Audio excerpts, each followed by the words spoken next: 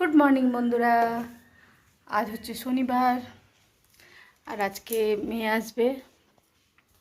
আর তোমরা তো আগের ভিডিওতে দেখলেই যে শাশুড়ি মা নেই, শাশুড়ি মা গেছে তার দিদির বাড়ি। আজ অনেক দিনই হলো, প্রায় এক সপ্তাহ হয়ে গেল, বেশি হবে। তো দিদির বাড়ি আছে, তো এখন কালকে আসবে, রবিবার আসবে। তো আজ হচ্ছে শনিবার। তো তোমরা সবাই কেমন আছো? নিশ্চয়ই খুব ভালো আছো, আমিও খুব ভালো আছি। আর এখন সকালবেলা উঠে চাটা খাওয়া হয়ে গেছে, আর এখন যুদ্ধ শুরু হবে, সারাদিনের যুদ্ধ। তো এই হচ্ছে ব্যাপার। আর আজ যা ভয়ঙ্কর গরম পড়েছে সে তো বলার কথা নেই। রান্নাঘরে দাঁড়িয়ে রান্না করাটা খুব দুষ্কর ব্যাপার এখন হয়ে যাচ্ছে, যে পরিমাণ গরম পড়েছে।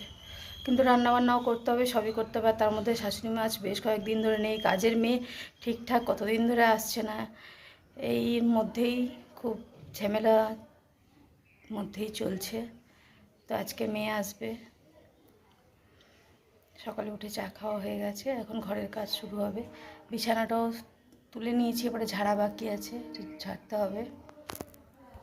আর চোখ খুললেই কাজ আমার দিকে তাকিয়ে বসে থাকে, এই হচ্ছে ব্যাপার। আর এখন যেহেতু শাশুড়ি মাও নেই, শাশুড়ি মা যেই দিকটা দেখতো ওই দিকটাও আমাকে করতে হচ্ছে।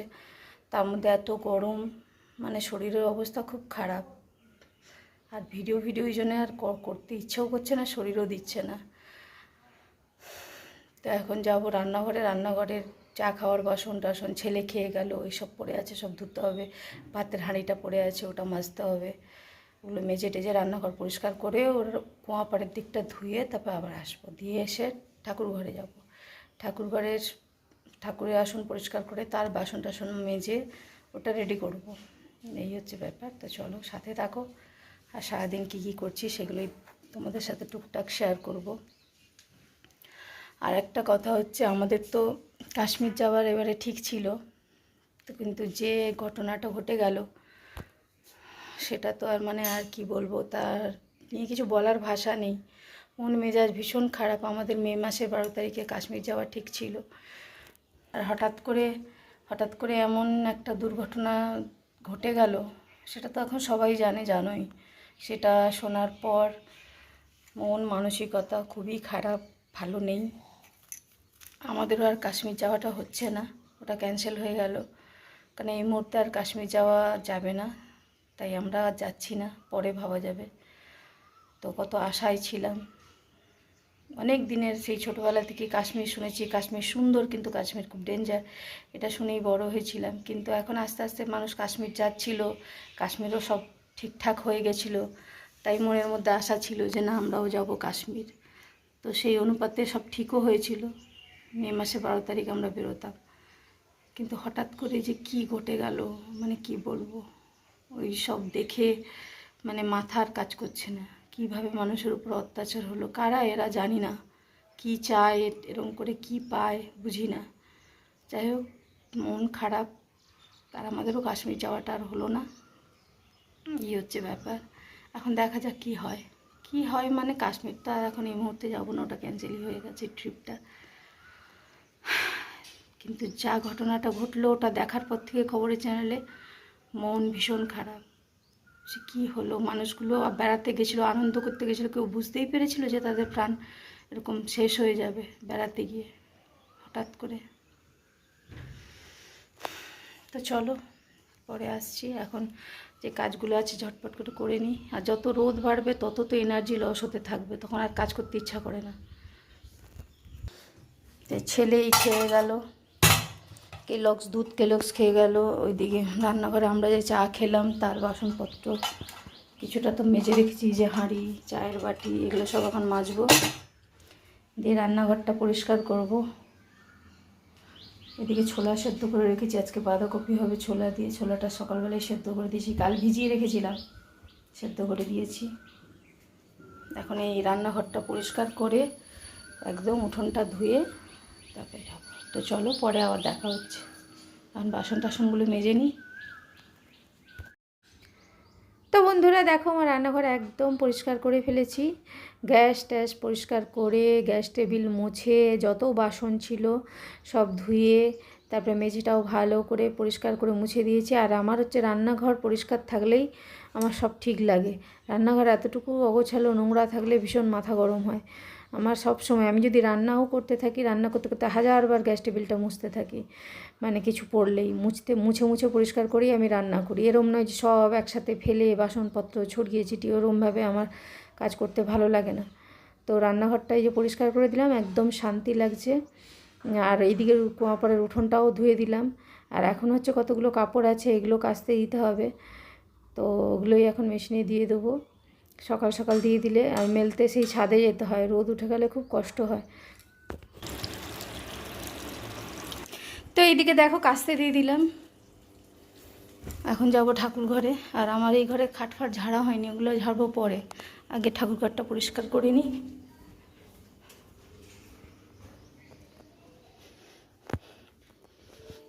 ঠাকুরের আসনগুলো পরিষ্কার করে ঠাকুর মুছে এই বাসনগুলো দিয়ে ধুয়ে নিয়ে আসবো। এখন তা হড়বড়ি করছি কেন, রোদ উঠে গেলে না কোনো কাজ করা যায় না, তাই এখন সকাল সকাল এই বাসন টাসন ধুয়ে রেডি রেখে দিলে সুবিধা হয়। নাহলে কুয়াপাড়ে যে ভয়ঙ্কর আমাদের রোদ আসে, তখন আর ঠাকুরের বাসন ধুতে যাওয়ার মতো ক্ষমতা থাকে না।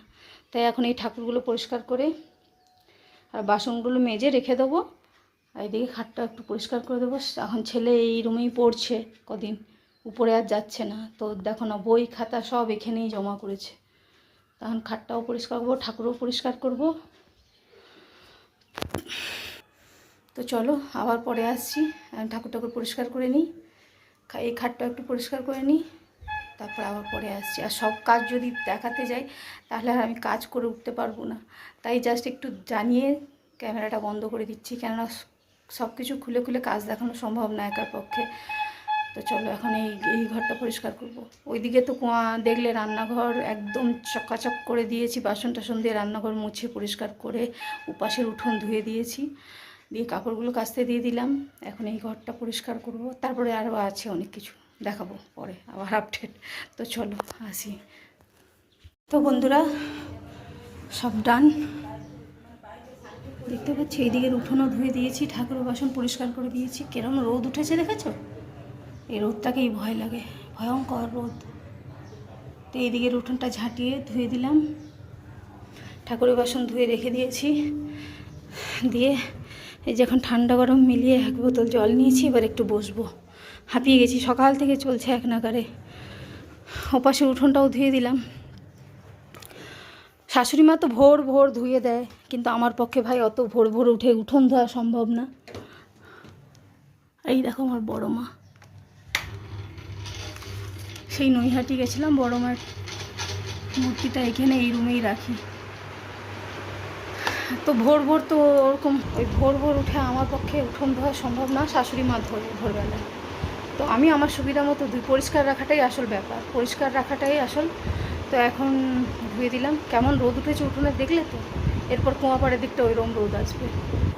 যত বেলা হবে এত পরিমাণে গরম পড়েছে না, মানে কি বলবো, মাথা খারাপ হয়ে যাচ্ছে। সকাল থেকে এক নাগারে সমস্তটা সেরে সব গুছিয়ে এখন একটু বসবো, জল খাবো, হাঁপিয়ে গেছি। একটু জল খাবো, তারপরে তো আবার রান্নাঘরে যাবো, রান্নাঘরে শুরু হবে, আজকে বাঁধাকপি হবে। একটু হাওয়া খেয়ে নিই। আমার ফ্যানের আওয়াজটা শুনতে পাচ্ছ তো, ফ্যান না চালালে থাকতেও পারবো না বাবা, এমনি ঘেমে নিয়ে আমার অবস্থা খারাপ। তো চলো আর পরে আসছি।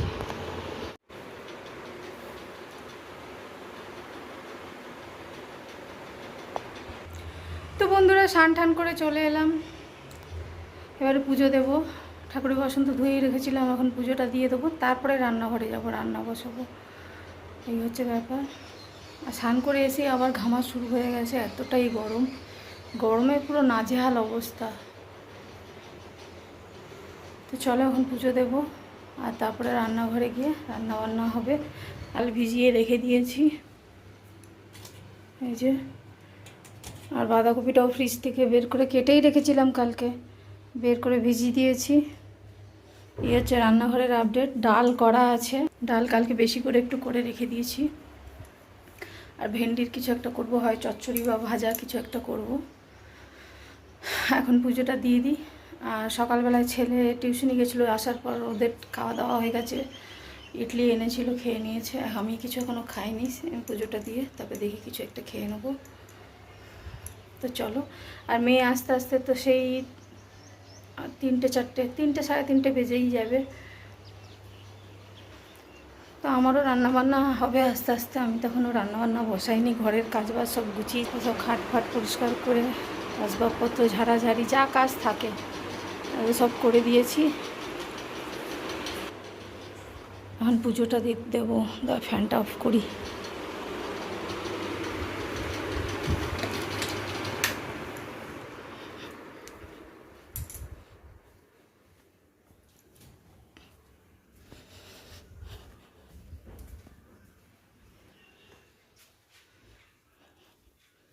ঘরে পুরো অন্ধকার করে রেখে দিয়েছে। তো এই যে বাসন ফাসন সব ধোয়া আছে, আমি পুজোটা দিয়ে দিই, দিয়েই একদম আমার এই দিকের কাজ শেষ হবে নিশ্চিন্তে, তবে রান্নাবান্না বসাবো। তো চলো পরে আবার আসছি। তো দেখো আমার পুজো দেওয়া হয়ে গেল।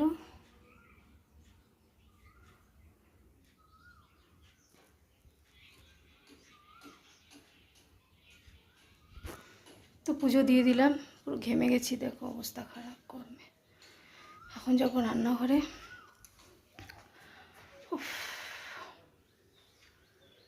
তো চলো পরে আসছি, রান্নাবান্না করে নিই। পুজো দেওয়া হয়ে গেছে, এটা একটা বড় কাজ। এটা না হলে খুব চিন্তায় থাকি, বেলা হয়ে গেলে। পুজোটা হয়ে গেল, শান্তি। তো চলো পরে আসছি। আর মুখ চোখের অবস্থা দেখেছো, পুরো ঘেমে প্যাচ প্যাচ করছে। স্নান করেছি মনে হচ্ছে না। কি খবর? খালি গায়ে। তুই তো সবসময় খালি গায়ে থাকবি, আমি কি করব? গেঞ্জি পরে থাকতে পারিস না? গরমকালে কি গেঞ্জি পরবো? খালি গায়ে বলে ওকে দেখানো যাবে না, অথচ ও চলেও আসবে আমার ক্যামেরার মাঝে বারবার। তো চলো পরে আবার আসছি। ছেলে আজকে স্কুল যায়নি, এক সপ্তাহ ধরে টানা স্কুল গেছে, তাই এখন রেস্ট নিচ্ছে।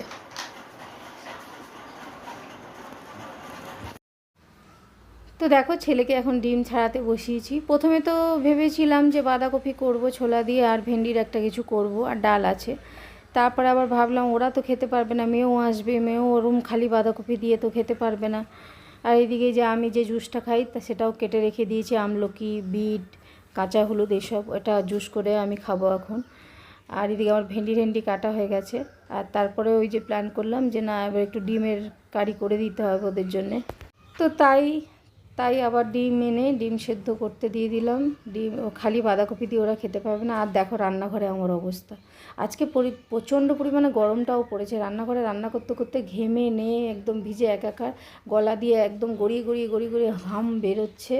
খুব কষ্ট হচ্ছে, মানে ভীষণ কষ্ট হচ্ছে রান্নাঘরে রান্না করতে, আজকে এত পরিমাণ গরম। এইদিকে দেখো আমি ভেন্ডি ভাজাটাও বসিয়ে দিয়েছি, আর ভেন্ডি ভাজা, আর এইদিকে বাঁধাকপিটা সেদ্ধ করে নিয়েছি। আর এখনকার বাঁধাকপি একটু সেদ্ধ না করলে খাওয়া যায় না, তো বাঁধাকপিটাও সেদ্ধ করে নিয়েছি।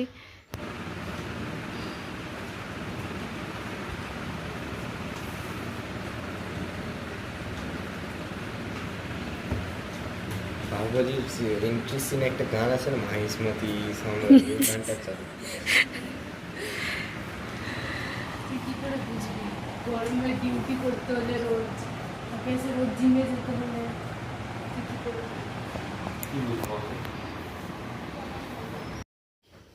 তো বন্ধুরা মেয়ে চলে এলো, যে মেয়েকে নিয়ে কর্তা চলে এলো। আর আমার রান্নাবান্নাও হয়ে গেছিলো, আমি অপেক্ষা করছিলাম মেয়ে এলে সবাই একসাথেই খাবো। রান্নাবান্না করে বসেছিলাম, টিভি দেখছিলাম। তো মেয়ে এতক্ষণে এলো, আর যে পরিমাণ আজকে বাইরে রোদ, মেয়ে এসেও ভীষণ ক্লান্ত। তো বলছে এখন গ্লুকন্ডি দাও, তো ওকে গ্লুকন্ডি গুলে ওর ভাই দিচ্ছে। আর আমার রান্নাবান্নাও সব হয়ে গেছে, অপেক্ষা করছিলাম। তো বন্ধুরা খাওয়া দাওয়া করে এসে এখন সবাই মিলে একটু রেস্ট নিচ্ছি। তো একটু শান্তি লাগছে, সারাদিন গরমে যে পরিমাণ একদম সেদ্ধ হয়েছি, তা এখন এসে একটু এসিটা চালিয়ে শুয়েছি, শান্তি লাগছে। আর প্রচণ্ড পরিমাণ আজকে গরম পড়েছে, সে বলার কথা নেই। যাই হোক খাওয়া দাওয়া হয়ে গেছে, খাওয়া দাওয়া তোমাদের সাথে কিছু শেয়ার করিনি, যা গরম। গুড ইভিনিং বন্ধুরা, এখন হচ্ছে সন্ধ্যে 7টা। তো রান্নাঘরে চলে এলাম, এখন এই যে দুধটা গরম করব,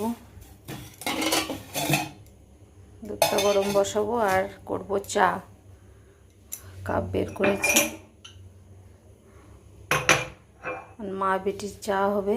মেয়ে ঘুমাচ্ছে, ছেলে তো নেই, বেরিয়ে গেছে। আজকে ছেলের শনিবার করে টিউশন থাকে না সন্ধ্যেবেলায়, তাই যাই একটু ঘুরতে।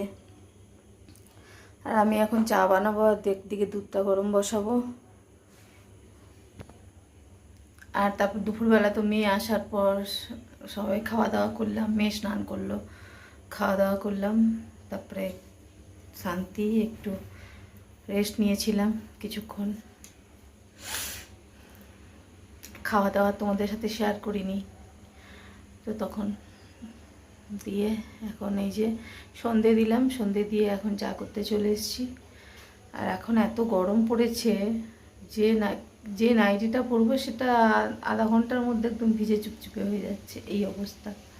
আর এখন বিকেলবেলা দেখছি একটু মেঘও করেছে, জানি না বৃষ্টি হবে কিনা। মেঘ করেছে, ও হ্যাঁ ভালোই মেঘ বাইরে করেছে, দাঁড়াও দেখা যাবে কিনা, মেঘ চমকাচ্ছে দূরে, আর হাওয়াও দিচ্ছে এখন। তো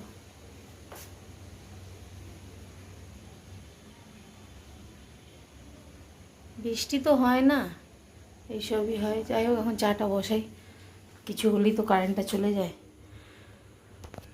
তো চলো এখন চাটা বসাই, দিয়ে পরে আবার আসছি। চলো। তো এই যে চা বানিয়ে নিয়ে চলে এলাম, মা মেয়ে খাবো। তো মেয়ে তো এখনও উঠছেই না, ওকে ডেকে গেলাম তাও উঠছে না, ও ঘুমোচ্ছে। আর সপ্তাহে একটা দিন দুটো দিন ঘরে আসে, তো খুব মানে শরীর তো ক্লান্তই থাকে, এসে ঘুমোয়, ওকেও খুব একটা জোর করি না। আর আজকে এত গরম যে এখন আমরা এসি বন্ধই করিনি, চলছে। নাহলে সন্ধে 7টা 6:30 7টার মধ্যে বন্ধই করে দিই প্রত্যেক দিন। তো আজকে আর বন্ধ করিনি, আর মেয়েও ঘুমাচ্ছে। তো চা করে নিয়ে এসে ওকে ডেকে যাচ্ছে, ও আর উঠছে না।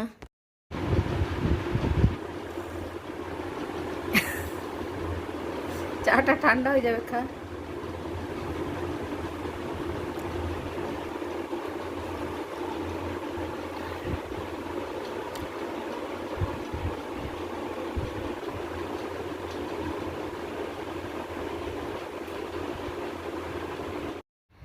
তো বন্ধুরা এখন হচ্ছে রাত্রিবেলা, মানে সন্ধ্যের পর, তারপরে এখন রাত্রে খাওয়া দাওয়াও হয়ে গেছে।